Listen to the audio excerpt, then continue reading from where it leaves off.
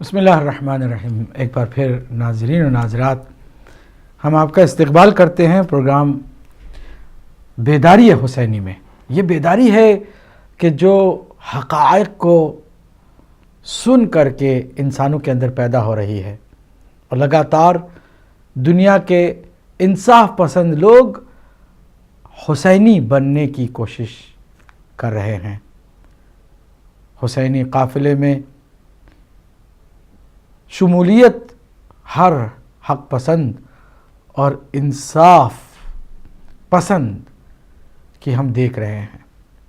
Break سے پہلے ہم نے عرض کیا تھا کہ معاویہ ابن ابو سفیان جو یزید کا باپ تھا اور ساری بدعتیں، مصیبتیں، آفتیں اسلام میں لانے والا شخص یہی تھا،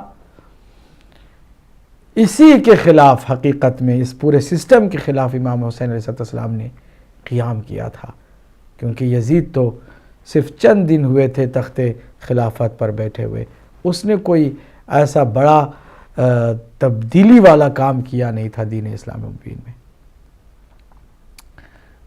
ناظرین و ناظرات،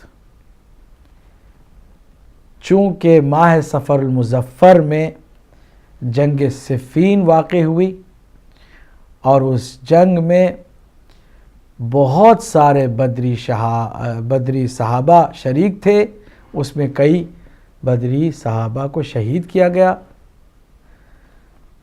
اور چونکہ عمار بن یاسر کی خاص شہادت کی پیشن گوئی سرکار دو عالم صلی اللہ علیہ وآلہ وسلم نے پہلے کی تھی تاکہ دودھ کا دودھ پانی کا پانی ہو جائے، امت مسلمہ حق و باطل کو اچھی طرح سے سمجھ لے اور مولا علی کے ساتھ ہونے کی کوشش کرے، اور یہ قیامت تک سلسلہ ہے، یا تو آپ کو معاویہ کے ساتھ ہونا پڑے گا یا علی کے ساتھ ہونا پڑے گا۔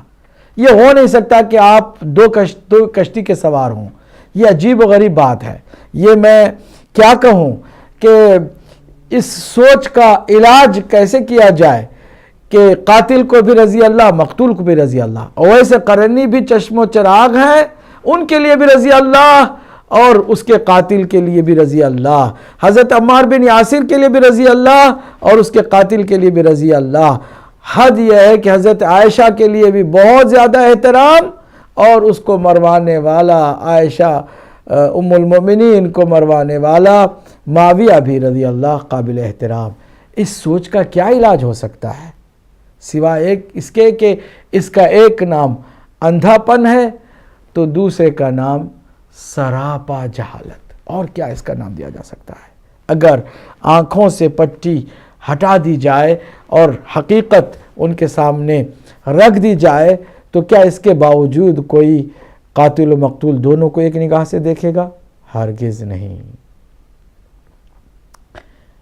ہمارے استاد محترم ہیں، انہوں نے کہا کہ ایک خارجی مولوی سے انہوں نے کسی مرحلے پر گفتگو کی، تو اس خارجی مولوی کی جہالت اور تاریکی قلب و عقل کو مزید اس کے سامنے اجاگر کرنے کے لیے انہوں نے پوچھا کہ یہ بتاؤ کہ اگر ابھی جنگ صفین کا معرکہ تمہارے سامنے آراستہ ہو جائے، ایک طرف سے معاویہ ابن ابو سفیان تمہیں بلائے کہ آؤ میرے لشکر میں شامل ہو جاؤ، دوسری طرف سے حضرت علی علیہ السلام تمہیں بلائے کہ تم میرے لشکر میں آ جاؤ، تم کس کے لشکر میں جاؤ گے؟ تو کہتے ہیں کہ تھوڑی دیر سوچ کے کہتا ہے کہ اگر ایسی بات ہو تو میں علی کے لشکر میں چلا جاؤں گا۔ فرمایا کہ اگر مولا علی تلوار تمہارے ہاتھ میں دیں اور کہیں کہ یہ لو معاویہ کو قتل کر دو تو کیا تم ایسا کرو گے؟ تھوڑی دیر کشمکش میں پڑا ہوا سوچنے لگ گیا، پھر اس کے بعد کہتا ہے کہ ہاں میں ایسا کر دوں گا۔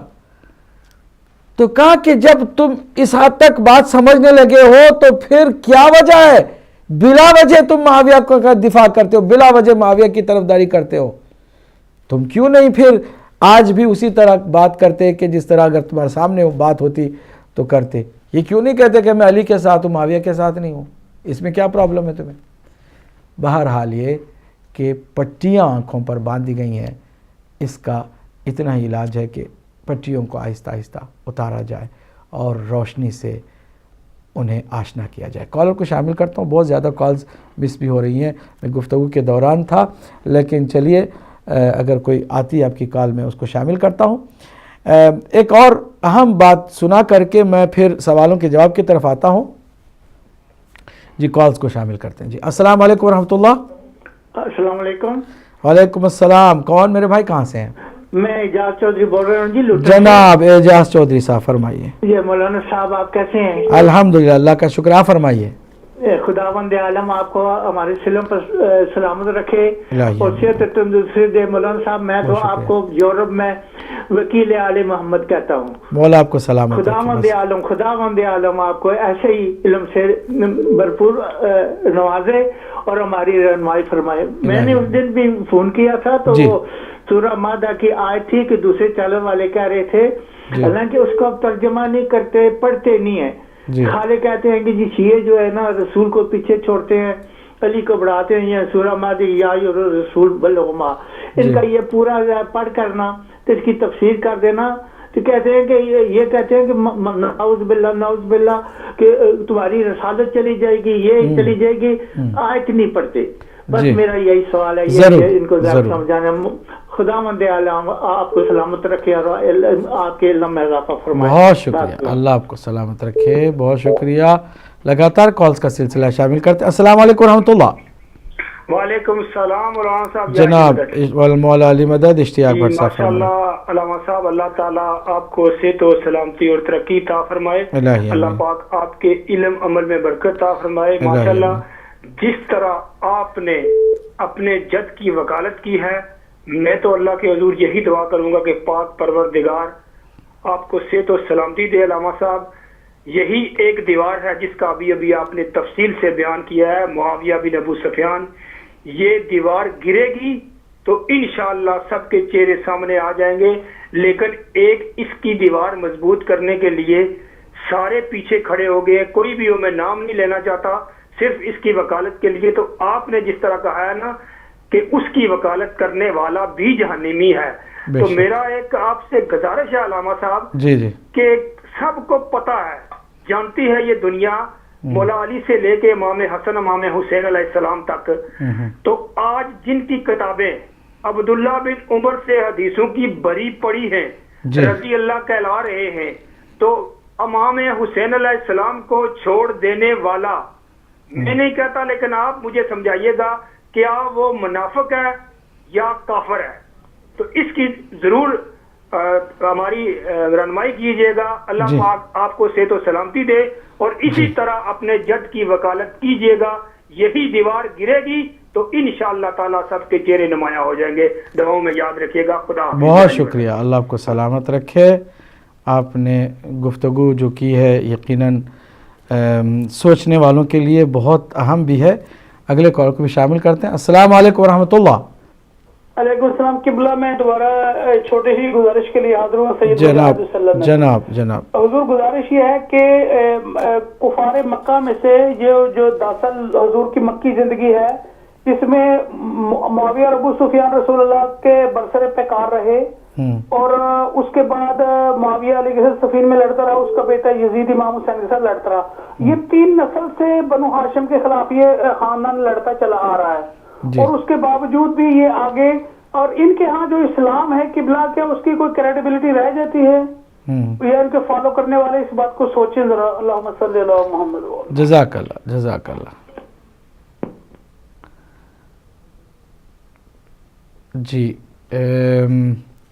کالز کا سلسلہ بھی جاری ہے، اور میں ساتھ ساتھ جو ہے چاہتا ہوں کہ آپ کی نظرات اور آپ کے خیالات کے ساتھ ساتھ سوالات کی طرف بھی توجہ دوں۔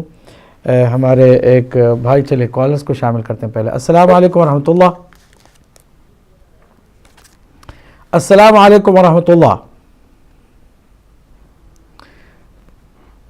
لگتا ہے کہ کال ڈراپ ہو گئی ہے، کوئی بات نہیں، اگلے کال کو شامل کرتے ہیں۔ السلام علیکم ورحمۃ اللہ۔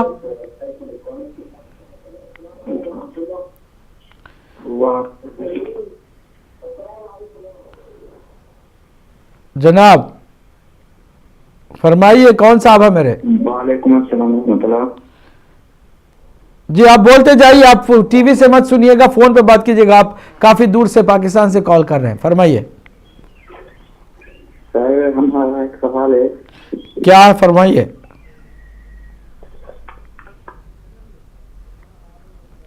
کال ڈراپ ہو گئی آپ کی, آپ پاکستان سے بول رہے تھے, اتنی دیر رات, آپ کو اللہ جزائے خیر دے, لیکن سوال آپ کا ہم تک نہیں پہنچ سکا.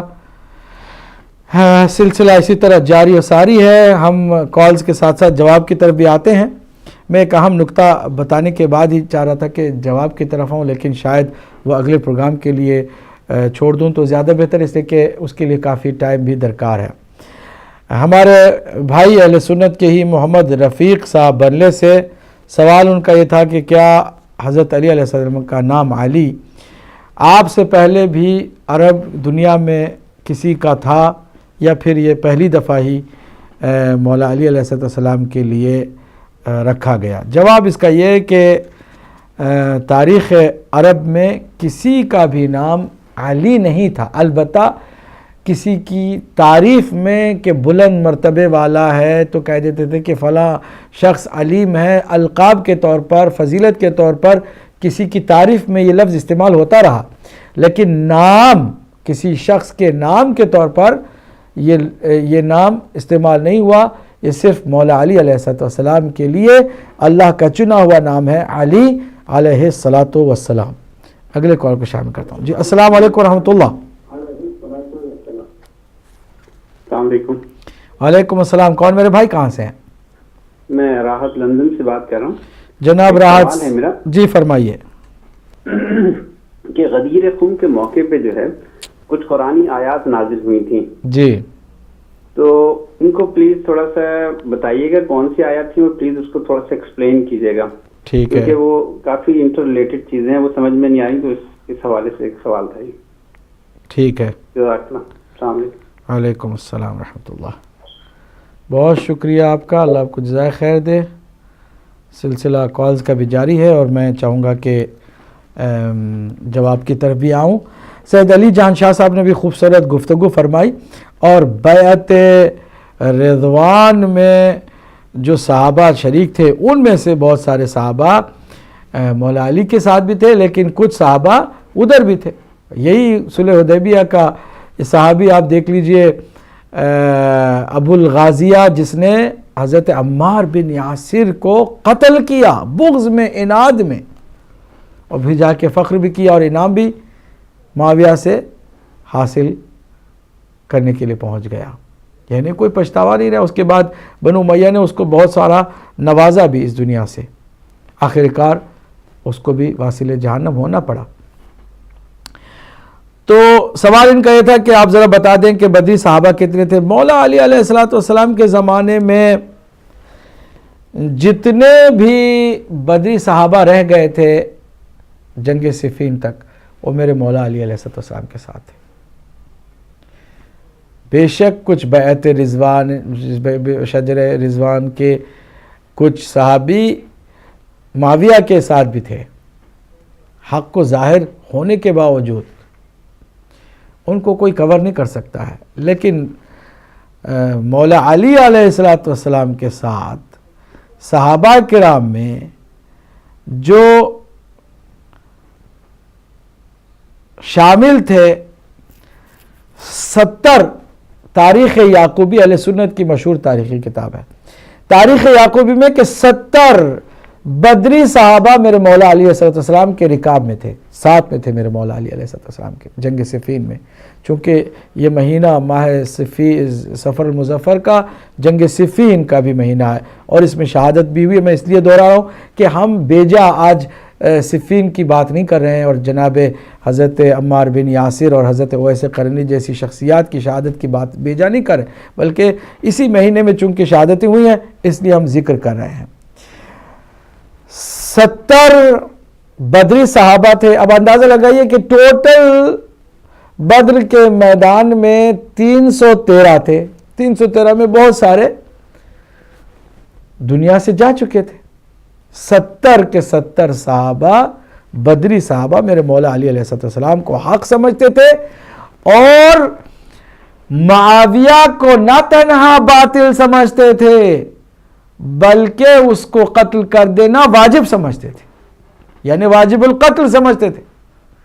آج کا اگر ملا صحابہ ہی کی پیروی کرتا ہے تو کم از کم ان بدری صحابہ کی خاطر معاویہ کو چھوڑ دے، نہیں چھوڑنے کے لیے تیار ہے۔ کتنی اپنی ہی بنائی ہوئی بدبختی ہے کہ اس سے نکلنا ہی نہیں چاہتے ہیں۔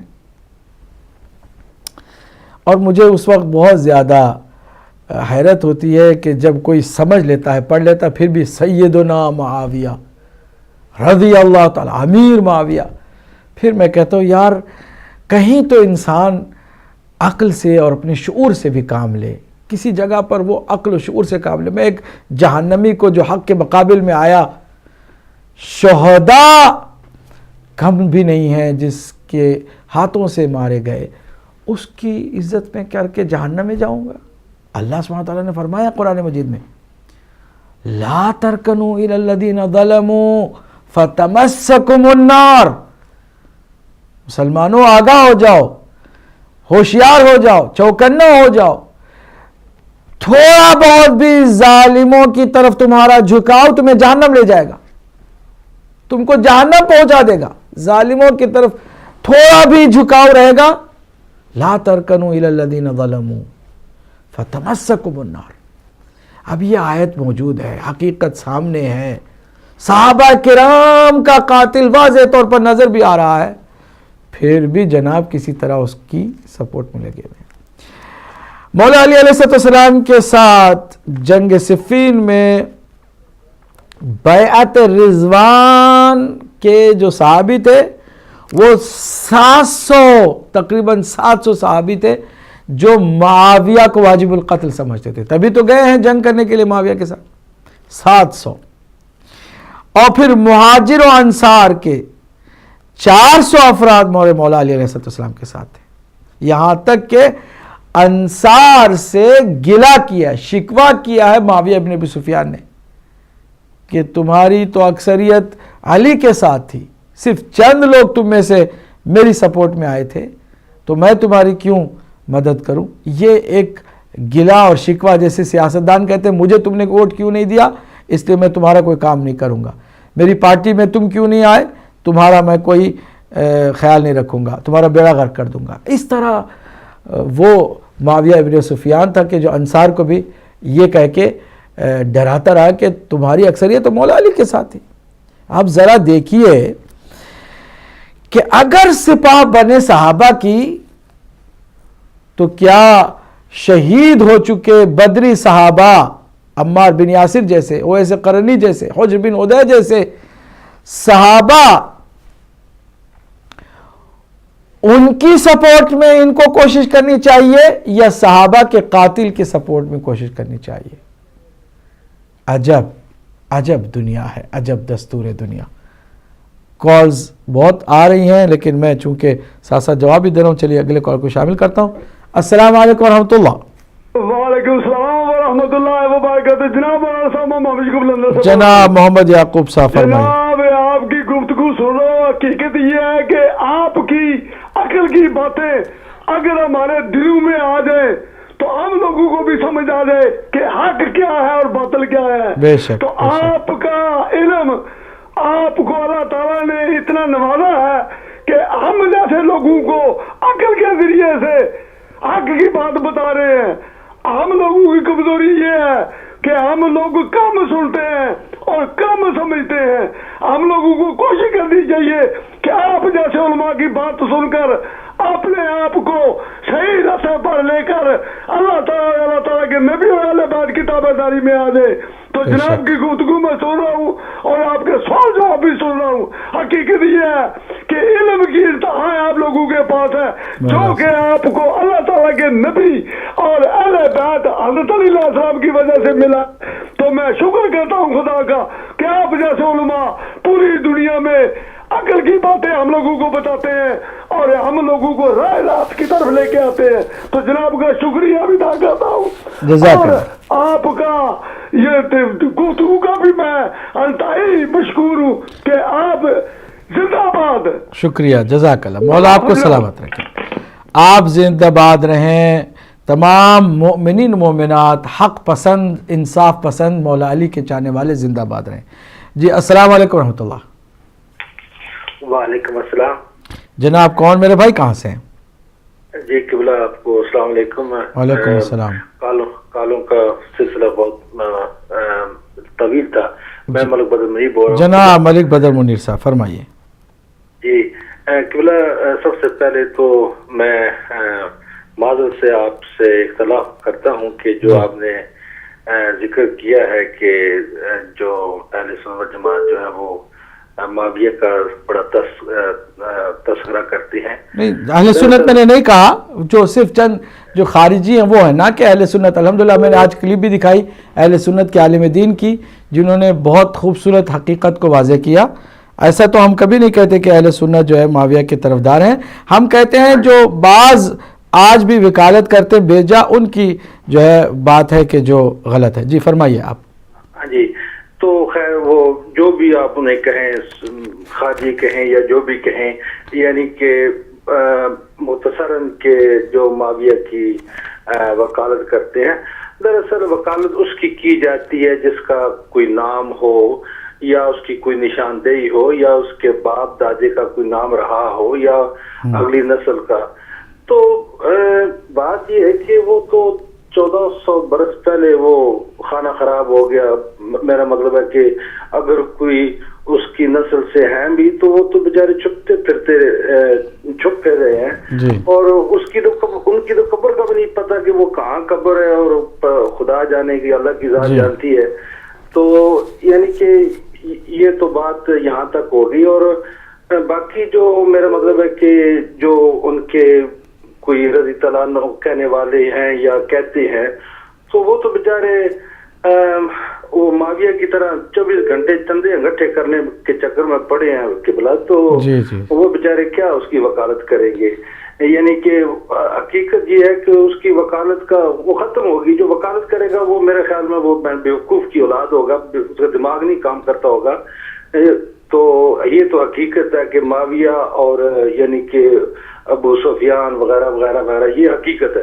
بے شک. تو جو آپ نے کسی بھائی نے سوال کیا تھا حضرت ویسے کرنی جس طرح ہو، قبلہ یہ بتائیے گا کہ کسی یعنی کہ تصدیق شدہ حدیث سے یا تاریخ سے کہ آپ ایک بہت بڑے جدید قدر صحابی ہیں، یعنی کہ آپ کی عاشق رسول ہونے کی یعنی کہ انتہا ہے. تو آپ کیسے یعنی کہ مولا علی علیہ السلام کے پاس پہنچے اور کیسے آپ نے غالباً جنگ صفین ہے جس میں حصہ لیا؟ اور یعنی کہ ان کے بارے میں پلیز بتانا تاکہ سننے والوں کو پتہ چل جائے کہ یہ اتنے یعنی کہ یہ وہ صحابی ہیں کہ جو کہ نبی پاک صلی اللہ علیہ وسلم کا دیدار نہ کر سکے لیکن آپ نے اپنا چولا مبارک دیا. تو یعنی کہ اگر معاویہ نے انہیں شہید کیا ہے تو معاویہ کی تاریخ پھر کھلی کتاب کی طرح ہے. جزاک اللہ. اللہ تعالیٰ آپ کو بہت شکریہ بھائی، اللہ آپ کو سلامت رکھے. دیکھیں ہم ایسے اہل سنت کے بھائی جتنے آتے ہیں اور جو حقیقت کے ساتھ الحمدللہ چلتے ہیں، کیونکہ الحمدللہ ان کی ماؤں نے پوری امانتداری کے ساتھ انہیں دنیا میں آنے کا موقع دیا، اسی لیے یہ حق کی بات کرنے میں کتراتے نہیں ہیں، خوف انہیں نہیں ہوتا، کیونکہ اللہ نے حق بولنے کے لیے کہا قل الحق، حق بولو. حدیث میں آیا کہ ولو کا نہ مر رہا، چاہے وہ کڑوی کیوں نہ ہو. اگر اب آپ داداؤں سے کسی کی آپ تعریف کرتے رہے ہیں، اب حق کا پتہ چلا ہے، زیرو کو ہیرو بنا کے پیش کیا جاتا رہا ہے، آپ اسے ہیرو مانتے رہے. جیسے پتہ چلا کہ بھائی وہ تو زیرو ہے تو ماننے میں کوئی حرج نہیں ہے، تاکہ ہم اپنی عاقبت خراب نہ کریں. اپنے مشن میں، اپنی قبر میں اپنے عقائد کی درستگی کا ہمیں خیال ہونا چاہیے. کال کو شامل کرتا ہوں. جی السلام علیکم ورحمۃ اللہ.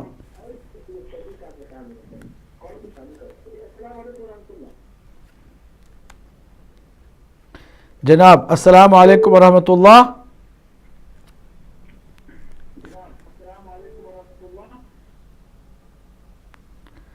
چلیے میرے خیال میں کال ڈراپ ہو گئی ہے اور سلسلہ کالز کا بھی اسی طرح جاری و ساری ہم لیتے رہیں گے، کیونکہ ہمارے پاس ٹائم ابھی ہے، ہم لیتے رہیں گے انشاءاللہ۔ مقصود حسین سید صاحب نے بھی بہت خوبصورت بات کہی کہ وہاں ایک قاتل کی بات نہیں ہوئی، حضور نے فرمایا تقتلوا کا فئۃ الباغیہ، ایک باغی گروہ اے حضرت عمار تمہیں قتل کرے گی، ایک گروہ قتل کرے گا۔ وہ جتنے بھی معاویہ کے لشکر میں تھے، معاویہ سے لے کر آخری چھوٹے ادنا سپاہی تک، سارے کے سارے جہنمی اور قاتل ہیں، کوئی بھی انہیں جہنم جانے سے بچا نہیں سکتا ہے۔ کال کو شامل کرتے ہیں۔ السلام علیکم ورحمۃ اللہ۔ جی وعلیکم السلام۔ جی کون میرے بھائی کہاں سے ہیں؟ جی میں اٹلی سے بات کر رہا ہوں، میں نے وہاں سب سے بات کرنی ہے۔ جی آپ آن ایئر ہیں، فرمائیے، اپنا نام بتائیے گا۔ جی السلام علیکم۔ جی وعلیکم السلام جناب۔ جی مولانا صاحب میرا نام محسن علی، میں اٹلی سے بات کر رہا ہوں۔ میں نے نا اپنے نام کا مطلب پوچھنا تھا کہ میں اہل جماعت سے جناب اسلامی جماعت سے میں تعلق رکھتا ہوں، تو لیکن میرے نام کا جو مطلب ہے وہ کسی کو نہیں پتہ چل رہا۔ میرا نام محسن علی ہے۔ محسن ہے آپ کا نام، ٹھیک ہے۔ ہاں جی ٹھیک ہے، میں ابھی بتاتا ہوں، ٹھیک ہے؟ ٹھیک ہے، بہت شکریہ جی، اللہ حافظ۔ جزاک اللہ، جزاک اللہ۔ کالز کا سلسلہ بھی جاری ہے، میں جواب کی طرف بھی آتا رہوں گا اور کالز بھی انشاءاللہ لیتا رہوں گا۔ عبد المجید صاحب سکھر سے انہوں نے بس دعائیں دیں اور اس پروگرام کو سراہا۔ ہماری سسٹر زینب ہیں لندن سے، انہوں نے پوچھا کہ وہ جہاں جاتی ہیں کچھ ان کے دوست ہیں جو دو باتوں پر بڑا زور دیتے ہیں، ایک تو ہے کہ حضرت ابو طالب جو ہے نعوذ باللہ وہ مسلمان نہیں ہوئے تھے، اور دوسری بات یہ کہ حضور سرکار دو عالم صلی اللہ علیہ وآلہ وسلم کو علم کا غیب تھا ہی نہیں، تو پھر یہ بات کی باتیں وہ کیسے بتا سکتے تھے۔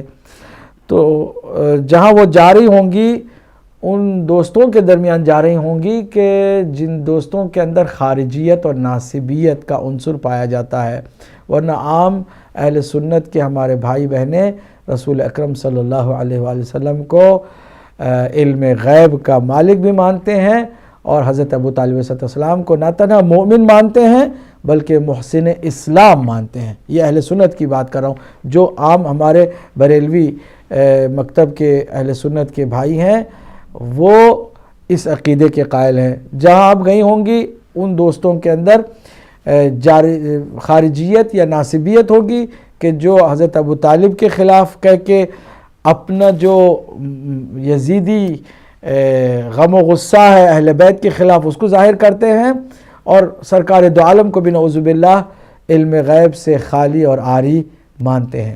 اس میں کوئی شک نہیں ہے کہ علم غیب کا جو ذاتی مالک ہے وہ اللہ سبحانہ وتعالیٰ، جیسے ہر چیز کا ذاتی مالک جو ہے اللہ سبحانہ وتعالیٰ ہے، لیکن اللہ جس کو چاہتا ہے علم غیب عطا کرتا ہے، خاص کر اپنے نبی مکرم کو علم اتنا دیا کہ آپ نے فرمایا انا مدینۃ العلم، میں علم کا شہر ہوں۔ شہر کسے کہتے ہیں؟ شہر اس آبادی کو کہتے ہیں کہ جہاں پر ہر ضرورت کا مال پایا جاتا ہو، ہر چیز میسر ہو، اس کو کہتے ہیں شہر۔ فرمایا میں علم کا شہر ہوں، یعنی کوئی ایسی بات نہیں ہے جو مجھ سے چھپی ہوئی ہو، اور مولا علی اس کے دروازہ ہیں۔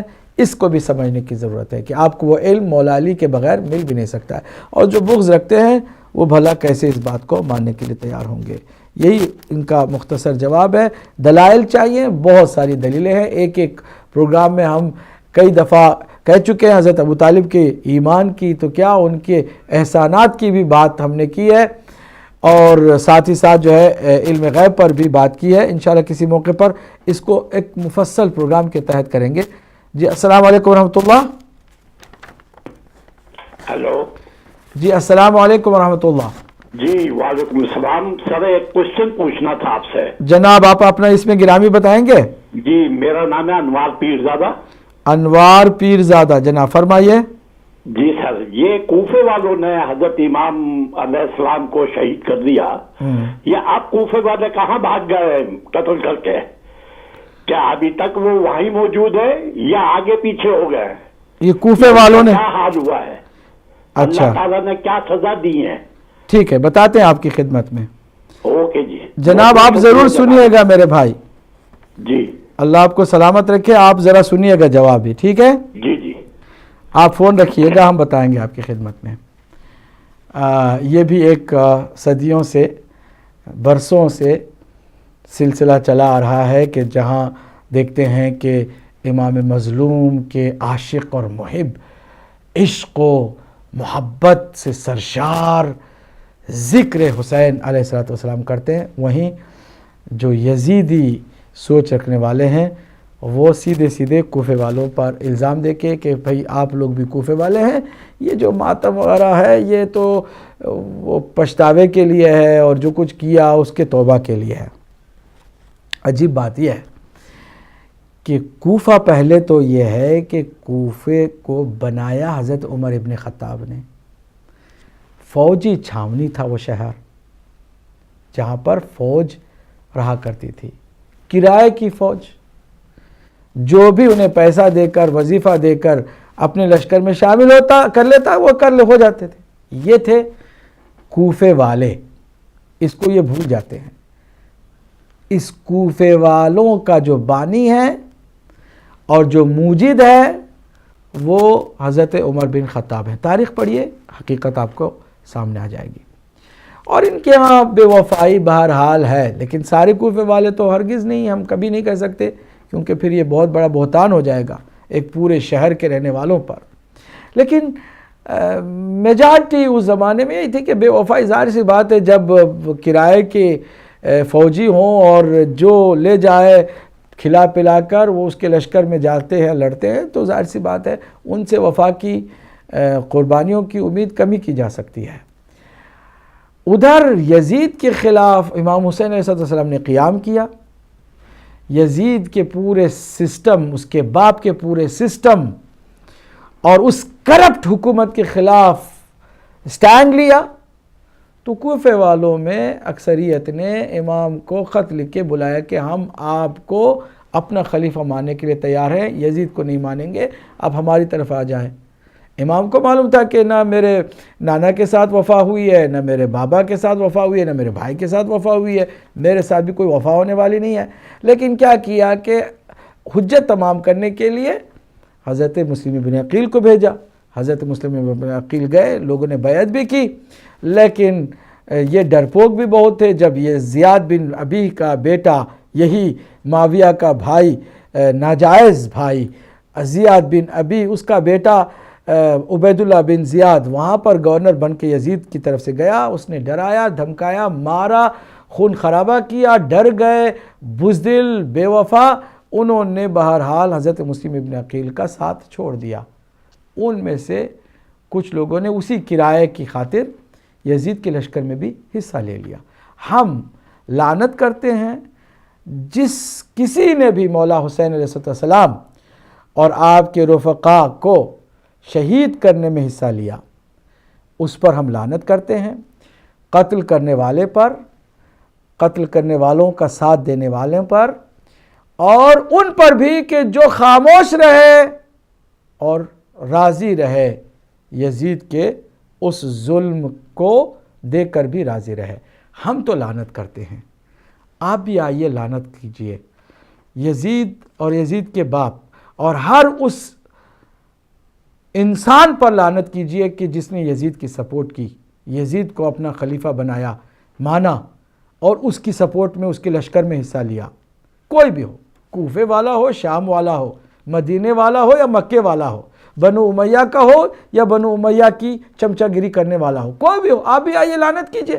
ہم مل کر کے قاتلان امام حسین کی برات کا اظہار کریں، لعنت کریں قاتلان امام حسین علیہ السلام کے اوپر، اور پھر ہم مل کر کے یزیدیت کے مقابل میں کھڑے ہو جائیں، حسینی بن جائیں۔ آئیے بسم اللہ ایسا کیجئے۔ خالی الزام دینا کہ آج بھی یہ جو شیعہ کرتے ہیں نعوذ باللہ من ذالک، یہ وہ اسی کیے کے اوپر نادم ہے۔ مجھے بتاؤ کہ قرآن کہتا ہے ایک بیٹے کا گناہ باپ کے اوپر نہیں جا سکتا، باپ کا گناہ بیٹے پر نہیں آ سکتا، تو فرض کرو کہ کوفے کے لوگ اس زمانے میں اپنے آپ کو شیعہ بھی کہلاتے تھے اور بے وفا نکلے، تو کیا ان کے بیٹوں پر بھی ہم الزام دے سکتے ہیں کہ تم بھی قاتل ہو؟ نہیں، قرآن کہتا ہے نہیں دے سکتے، کیونکہ بیٹے کا عمل بیٹے کے ساتھ، باپ کا عمل باپ کے ساتھ۔ ہم جو یہاں پر آپ کی خدمت میں حاضر ہیں، جو شیعوں میں جو سادات کا ایک عظیم تعدادی گروہ موجود ہے، اس میں بھی ہوں، تو جن پر ظلم ہوا وہ ہم ہیں۔ اگر کوئی کہے کہ آپ ہی ہیں ظالم تو پھر اس سے بڑا مذاق کیا ہے؟ جتنا ظلم ہم پر ہوا، بے وفائی بھی ہوئی تو ہم سے ہوئی۔ آپ کو یہ دیکھنا ہے کہ جب ایک بھائی کا گناہ دوسرے بھائی پر نہیں ڈالا جا سکتا تو کوفے کے اس زمانے کے لوگوں نے بے وفائی کی، لعنت کرو، ان کے بچوں پر بھی الزام مت دو ورنہ گنہگار بنو گے۔ تو شیعوں کا اس کے ساتھ کیا تعلق ہے؟ میرا کوفے والوں سے کیا تعلق ہے؟ کوئی بھی اور شیعہ جو عزاداری کرتا ہے اس کا وہ کوفے والوں سے کیا تعلق ہے؟ وہ تو برات کرتے ہیں، وہ تو بیزارگی کا اعلان کرتے ہیں، اور آپ کو خبر نہیں ہے تو آپ کو خبر ہونا چاہیے کہ ہم زیارت پہ پڑھتے ہیں مولا حسین علیہ السلام کی کہ اللہ کی لعنت ہو آپ کے قاتلوں پر، آپ کے قاتلوں کو سپورٹ کرنے والے، مدد کرنے والے، حمایت کرنے والوں پر، حتیٰ خاموشی سے راضی رہنے والوں پر بھی جو آپ کی شہادت پر راضی رہے ان پر بھی لعنت کرتے ہیں۔ آپ اسی طرح ہمارے ساتھ ہو جائے، کیا اس میں خرابی ہے؟ عجیب بات یہ ہے کہ یہ وہ لوگ ہیں کہ جو یزید کے اقتدار پر لانے کے لیے ایڑی چوٹی کا زور لگانے والا باپ ہے معاویہ، اس کو بھی یزید کے کرتوتوں سے بچانے کی کوشش کرتے ہیں کہ بیٹے نے کیا تھا تو باپ پر کیوں الزام دیتے ہو۔ وہاں یزید کے کرتوتوں سے باپ کو بھی بچانے کی کوشش کرنے والے وہ آج کے عزاداران مظلوم کربلا کو الزام دیتے ہیں کہ یہ بھی کوفے والوں کے گناہ میں شریک ہیں۔ یہ کتنا بڑا عظیم بہتان ہے جو عام طور سے لگائے جاتے ہیں، اور مجھے امید ہے کہ ہمارے انوار پیر زادہ صاحب جہاں سے بھی ہیں انہوں نے اپنا جواب حاصل کر لیا، اور آئندہ وہ اگر ذہن میں کہیں خیال بھی ہو نعوذ باللہ من ذالک، وہ کبھی بھی اس خیال کو اپنے دل میں نہیں رکھیں گے کہ جو عاشق ہیں، محب ہیں، عزادار ہیں مظلوم کربلا کے، وہ جو احتجاج ظلم کے خلاف کرتے ہیں ان کو کوفے والوں کے ساتھ کبھی بھولے سے بھی نہیں جوڑیں گے، بلکہ دیکھیں گے کہ اصل قاتل کون ہے۔ صحابہ کرام کی اولاد ہے جو وہاں پر مولا حسین کے قتل کے درپے ہے۔ عمر بن سعد کون ہے؟ سپہ سالار لشکر یزید کا کون ہے؟ وہ سعد بن ابی وقاص کا بیٹا۔ سعد بن ابی وقاص کون ہے؟ جلیل القدر صحابی، اس کا بیٹا سپہ سالار ہے۔ پھر اشعث کون ہے؟ اور باقی وہ لوگ جنہوں نے وہاں ظلم کی انتہا کر دی وہ کون ہیں؟ آپ ذرا پڑھیے، خالی کسی کی سنی سنائی بات پر اپنے آپ کو ظالموں کے سپورٹرز میں نہ رکھیے۔ مجھے امید ہے کہ جو ہمارے سننے والے ہیں وہ ساتھ ساتھ سمجھ بھی رہے ہیں انشاءاللہ المستعان۔ سید غیور عباس نے بہت عمدہ گلاسگو سے بات کی کہ کیا سرکار دو عالم مستقبل نہیں دیکھ سکتے تھے تو سب کچھ جو کچھ ہوا کیا صرف دوستی کی انہوں نے بات کی؟ چلو اگر خالی حضرت علی علیہ السلام سے دوست ہی بننے کو کہا تھا تو کیا دوستی نبھائی گئی؟ حقیقت میں نہیں۔ سلسلہ آپ دیکھیے گا ظلم کا، کسی نے بھی جناب سیدہ کے دروازے پر آگ نہیں لگائی۔ وہاں یہ مجوسی تھے، نہ یہودی تھے، نہ عیسائی تھے، نہ ہندو تھے، کوئی کافر وہاں موجود نہیں تھا۔ کس نے میرے مولا کے سر پہ ضربت لگائی؟ مولا علی کے وہ جو بظاہر کلمہ گو تھا، یا صحابی تھا یا صحابی کی اولاد تھی۔ کس نے امام حسن مجتبیٰ کو زہر دیا؟ صحابی تھا یا صحابی کی اولاد تھی۔ کس نے امام حسین علیہ السلام کو شہید کیا؟ کیا یہودی گئے تھے وہاں پر؟ عیسائی وہاں پر گئے تھے؟ مجوسی گئے تھے؟ ہم سیدھے سیدھے دوسروں پر الزام دیتے ہیں اور خود تاریخ کا مطالعہ نہیں کرتے۔ دیکھیں، اور بہت عمدہ بات کی ہے اس بچے نے کہ آپ ذرا دیکھیے کہ اگر دوست بھی حضور نے کہا تھا کہ علی اور اولاد علی سے دوستی کرو تو وہ دوستی بھی تو نبھائی نہیں گئی، دشمنی نبھائی گئی، اور کتنی خطرناک دشمنی۔ اور پھر اس کا ایک اور سوال ہمارے اس برخوردار کا کہ دین اللہ کا دین کہاں مکمل ہوا؟ غدیر میں مکمل ہوا، اور تکمیل دین کی جو اصل ضمانت ہے وہ ولایت کا اعلان ہے۔ اگر اسی کو مسلمان نہ سمجھیں گے تو دین کو خاک سمجھیں گے۔ کالر کو میں شامل کروں پھر سلسلے کو آگے بڑھاتا ہوں۔ جی السلام علیکم ورحمۃ اللہ۔ السلام علیکم ورحمۃ اللہ. چلیے کال ڈراپ ہو گئی, دوسرے کال پہ شامل. السلام علیکم ورحمۃ اللہ. السلام علیکم صاحب. وعلیکم السلام ورحمۃ اللہ. کون میرے بھائی, کہاں سے ہیں؟ میں کراچی سے بات کر رہا ہوں. جی کراچی سے. کون میرے بھائی ہیں؟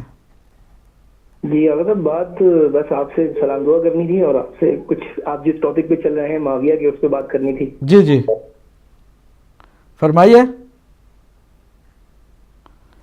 کال میرے خیال میں ڈراپ ہو گئی. آپ پاکستان کراچی سے بول رہے تھے میرے بھائی, دوبارہ کوشش کر لیجئے گا, ہم آپ کو شامل کرتے ہیں. جی السلام علیکم ورحمۃ اللہ. کال پتہ نہیں کیوں ڈراپ ہو رہی ہے. جی السلام علیکم ورحمۃ اللہ. وعلیکم السلام. جی کون صاحب جی فرمائیے. کون میرے بھائی, کہاں سے ہیں؟ میرا نام عامر ہے اور میں حل سے بات کر رہا ہوں. حل آپ نے جو ابھی کہا کہ جو خاموش رہے کربلا کے واقعے پر, ان پر بھی ہم لعنت بھیجتے ہیں. جی تو جو توابین تھے جنہوں نے بعد میں توبہ کی اور یزیدیوں سے لڑے, اور اس طرح مالک اشتر کا بیٹا بھی, وہ بھی بعد میں ان یزیدیوں سے لڑا, لیکن کربلا کے واقعے پر وہ خاموش رہے, تو کیا ان پہ بھی لعنت ہے؟ میں نے جملے کو مکمل جو کیا اس کو آپ نے غور سے نہیں سنا. جو خاموش رہے اور راضی رہے, اگر یہ لوگ جو توابین کا لشکر ہے یہ راضی رہتے تو کیا پھر توبہ کر کے واپس آتے مولا امام حسین علیہ السلام کے قاتلوں سے بدلہ لینے کے لیے؟ توابین وہ لوگ تھے کہ جو کہیں نہ کہیں یا تو بے خبر تھے جو کچھ ہو رہا ہے کربلا میں, جو کچھ ہونے جا رہا ہے ان کو خبر نہیں تھی, یا پھر وہ اگر خبردار تھے بھی تو یا تو ڈرے ہوئے تھے, سہمے ہوئے تھے, یا اندر ہی اندر پچھتا رہے تھے, ان کے لیے کوئی سبیل نہیں تھی کہ کربلا پہنچے. یہ وہ لوگ ہیں. اسی لیے توابین کو ہم لعنت میں شامل نہیں کرتے ہیں, ان کو شامل کرتے ہیں کہ جو خاموش تھے اور راضی تھے, جو کچھ ہو رہا ہے اس پر راضی تھے. میں ان کی بات کر رہا ہوں. ٹھیک ہے میرے بھائی, امید ہے کہ بات سمجھ گئے ہوں گے آپ. میں جی کالر کو سلسلہ کالز کا بھی زیادہ ہے, لیکن میں ساتھ ساتھ جواب بھی دیتا ہوا چلوں کہ خادم حسین صاحب نے بھی خوبصورت آ کر گفتگو کی, اور آج انہوں نے کچھ نام بھی پیش کی, اور ہمارے پاس تو سینکڑوں نام موجود ہیں. میں کن کن لوگوں کے نام لوں کہ جنہوں نے مولا حسین علیہ السلام کی شہادت میں اپنے ہاتھ رنگے ہیں خون سے. نقوی صاحب نے گلاسگو سے پوچھا, واقعاً بھی زبردست سوال تھا کہ ہر نبی کے لیے کوئی نصرت کرنے والا تھا اور ان کے مشن کو آگے بڑھانے والا تھا, تو ہمارے نبی مکرم کا کون ناصر تھا؟ یقیناً نبی مکرم کو اللہ نے خود فرمایا کہ آپ مانگیں تو ہم آپ کو عطا کریں.